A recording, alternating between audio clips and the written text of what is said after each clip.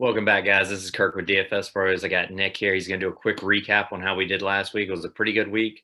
I know I cashed in a lot of my lineups, just had a solid core, and Nick's going to go ahead and do a recap.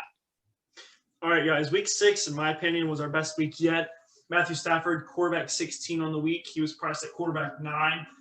He only got you 13 points, but in my opinion, if you built your lineups correctly in a right way, he did not entirely hurt your lineup, especially since we had some cheap, good options go off last week. My pick was Ryan Tannehill. He was the third best quarterback on the slate, returned 5.7x value, which is exactly what you want from your quarterback if you plan on taking down a huge tournament. Derrick Henry was a monster last week, highest scoring fantasy player on the slate between every single game this weekend. He busted off with a 90-yard touchdown run. This is after he already had 100 yards in the game and a touchdown. David Montgomery, he got 13 points. He was the running back 13 on the slate. He got stolen. Someone stole a goal line touchdown from him. I think he got over the line, in my opinion. If he did get that touchdown, he would have gone from the running back 13 to running back 5 if he did not have that robbed of him. A.J. Brown, the fifth best receiver on the slate. If you stacked A.J. Brown with Ryan Tannehill and ran it back with Brandon Cooks and Will Fuller, you were cashing out great last week, as I did in a lot of my lineups. Kenny Golladay, he returned 2.8x value, which is great considering how poorly Matthew Stafford played last week. He had over 100 yards and close to double-digit receptions. You did great if you had Kenny Golladay in your lineup, especially with how cheap he was. Tight ends, we had Eric Ebron and Mark Andrews. I'm skipping Eric Ebron. I'm skipping Mark Andrews. A tight end did score a touchdown on the Eagles. It was Nick Boyle. It was the wrong tight end that I predicted, though, but tight end still ate on us. Defense, we had Washington, which had 4 points, which did not kill your lineup, but it didn't do anything to make your lineup be superb and great.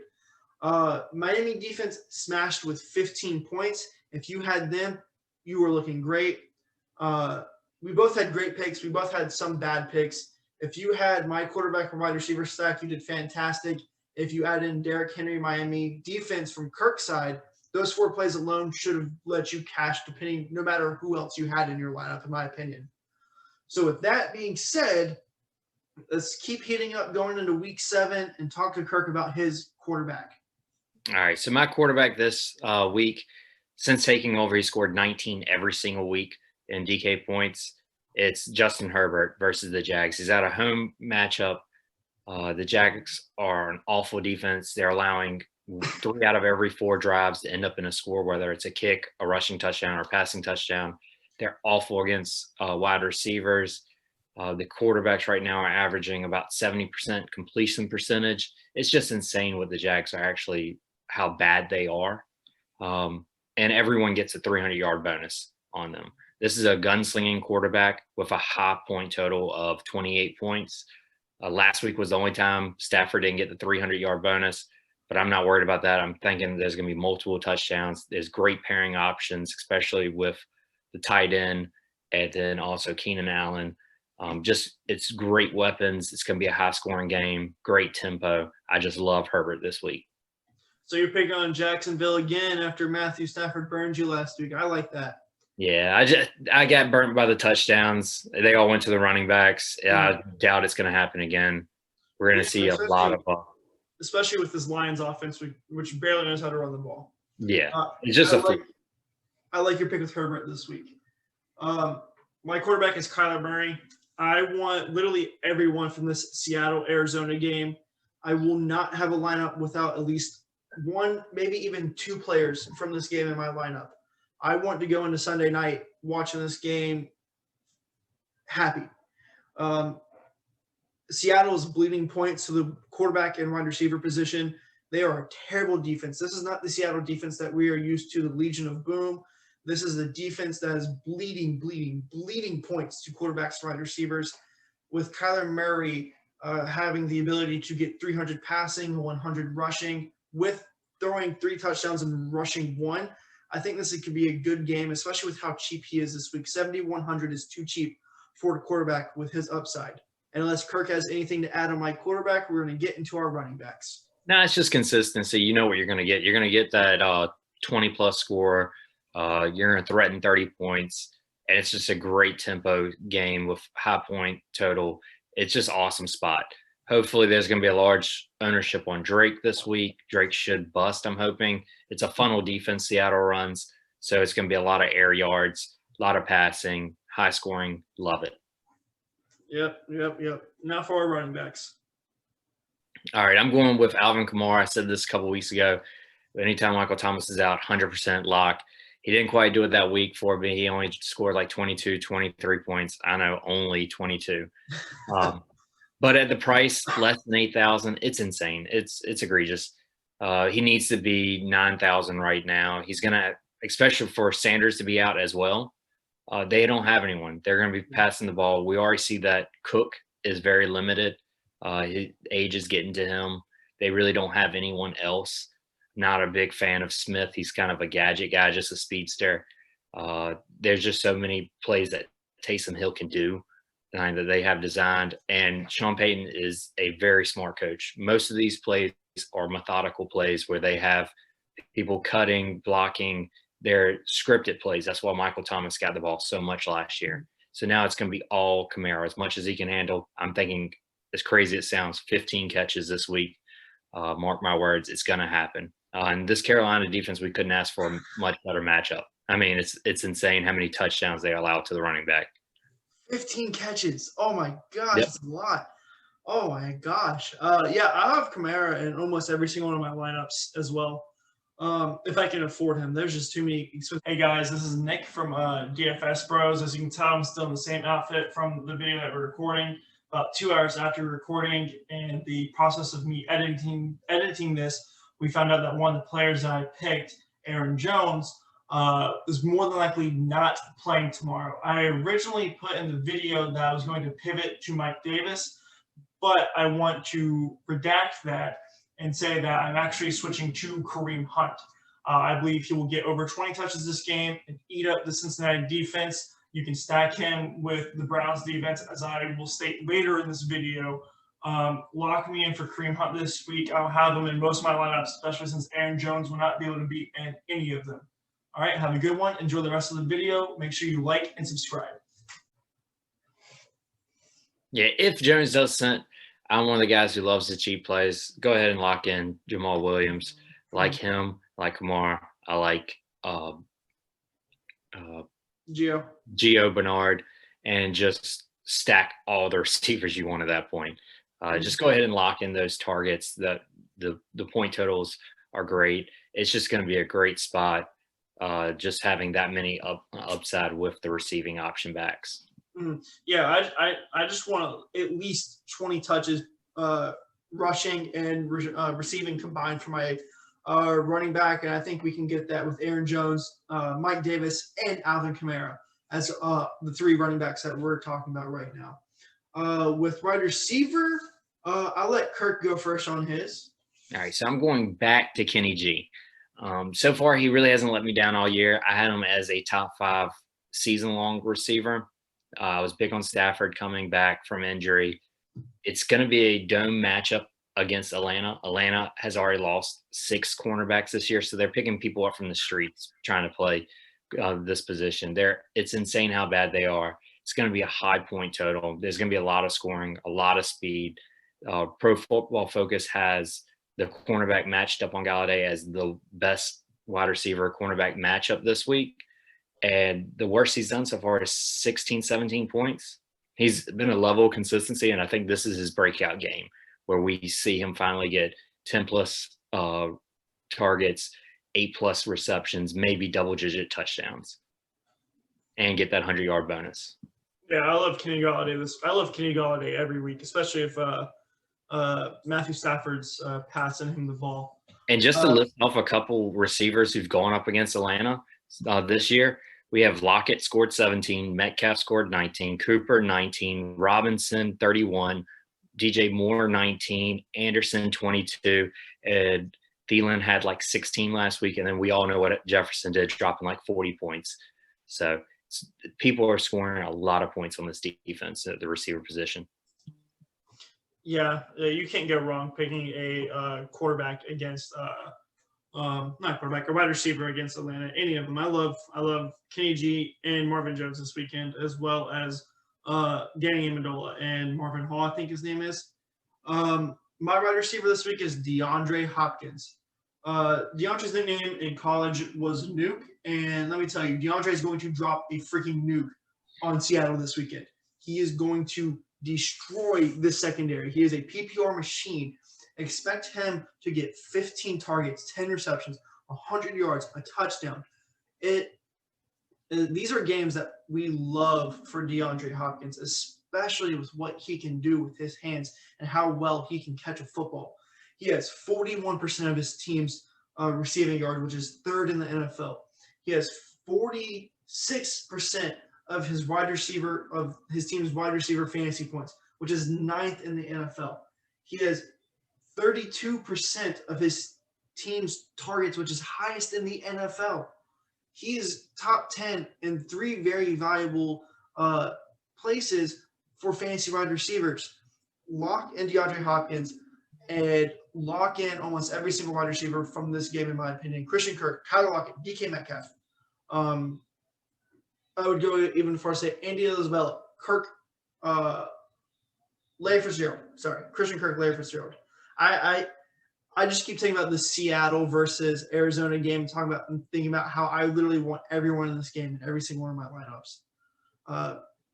And there's going to be reasons why people don't go with Hopkins this week. That's going to lower ownership, which is great for people who play Hopkins. It's the last game of the slate, so people like to stack 1 o'clock games, see their money in their bankroll going up, everything green.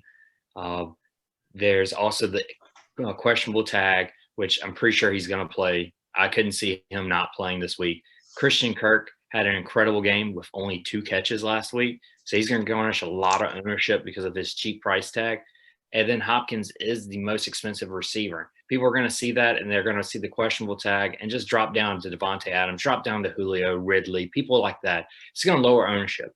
And then when you go into Sunday night and you have that elite player, it's just a great option. And then if for some reason something does happen, you can pivot. You have all that money wiggle room. You can switch him and someone else if you went multiple players and get the Lockett, the Metcalf, players like that. But like I said, it's a great play this week. Yeah. One more thing about this Arizona versus Seattle game before we move on to our tight ends. Kirk, do you remember the last time Arizona was on Sunday Night Football? No. 2016. You watched it at my old apartment. Do you remember what the score was? No. 6-6. So I will say that was the last Sunday Night Football game that the Cardinals played, and it was against the Seahawks. I'm not saying that's what happened tomorrow, but it was pretty funny to remember watching that game with Kirk 4 years ago. With that being said, we're going to get to our tight ends, and Kirk's going to tell me about his. All right, so tight end is awful this week. Really, really awful, putrid. There's nothing great to say about any tight end. If you have the money, get Kittle, get Kelsey, get Waller. Just lock up the sure points. If not, drop all the way at the bottom. Grab the $2,500 guys, the $2,600 O'Shaughnessy, the $3,000 Njoku, the $2,500 Harrison. But I'm going to be the opposite after telling you all that. I'm going to go ahead and spend mid-range $4,500. Give me Hunter Henry this week. I'm stacking him with Herbert. I'm just trying to get the touchdowns that are going to happen in that Jacksonville defense. He's gotten 10 points at least in 4 or 5 games. I'm a very big cash guy, so I'm going to go ahead and take my sure points while other people are trying to shoot for the stars, swing and miss, all that, and hopefully give me a little bit competitive edge to where at the end of the day I'll be on the positive side of that line. Yeah, I like Hunter Henry a lot. I'll have him in a lot of my lineups. Real quick before I get into my tight end, I have another question. Kirk, I'm a big person on double stacking my players. With Justin Herbert and Hunter Henry, are you going to add in Keenan Allen or Mike Williams into those stacks? Which one do you like more? I'm not really big on Mike Williams this week. He had a great showing when Allen went out. This team, Herbert loves Keenan Allen. As long as Allen's healthy and can finish the game, which the coach has said several times, he's fine. He's fine. Guys, stop asking. He's fine. Mhm. There's just a connection there. The gunslinger Herbert, he loves him. He trusts him. Allen lines up in the slot so much. He's unguardable. And I'm targeting targets this week. So I'm trying to get the guys who are gonna, like Gio, like Kamara, Mhm. like Allen, like Galladay. I'm trying to get all these guys that are just gonna have so big of a target market share. Yeah. No, I like that. I just had The price is too cheap on Allen too. 6,200, um, 28 point total. I love it. Yeah, I just wanted to ask before we moved on to my tight end. My tight end this week is Greg Olsen. Like I said, I want everyone from this Seattle versus Arizona game. This is strictly a tournament play, GPP only. So that being said, do not use this play if the people in the top 50% cash out. Only use this play if people in the top 20% or more cash out. I want valuable targets. I want my tight end to be from a game with a high over-under. I want my tight end to have great touchdown opportunities. Seattle's going to be in the red zone a lot. DK Metcalf is really good on those big bombs. Tyler Lockett is a threat in the red zone as well. He should be double covered in the red zone. Give me Greg Olsen, and I will plug him in. He's 3,600, almost a free square, and I'm fine with punting off tight end, especially if I can get him in a stack that I like this. One thing I will say about tight end this week, Austin Hooper, who I thought was in a great matchup this week, he's out. So David Njoku and their other guy whose name is Harrison, they're in great spots this week. One's 3,000, one's 2,500. 2 days ago, Njoku demanded a trade. So either the team's going to come out and showcase them and try to trade them, or they're going to say, no, we're going to let the young guy prove himself, and you can sit on the bench since you want to act like that. Or they could just do what they did the other game, which is just give them split carries. So you don't know what you're really going to get. Playing tournaments, I like the idea of playing one or the other. 2,500 opens so much. 3,000 opens so much. These are guys that could score a lot of points. Right. With that being said, we're going to move on to our defense. Oh, well, real quick, tight end is really gross. Usually I will punt to mid to the high 2,000s, low 3,000s, and hope for a touchdown.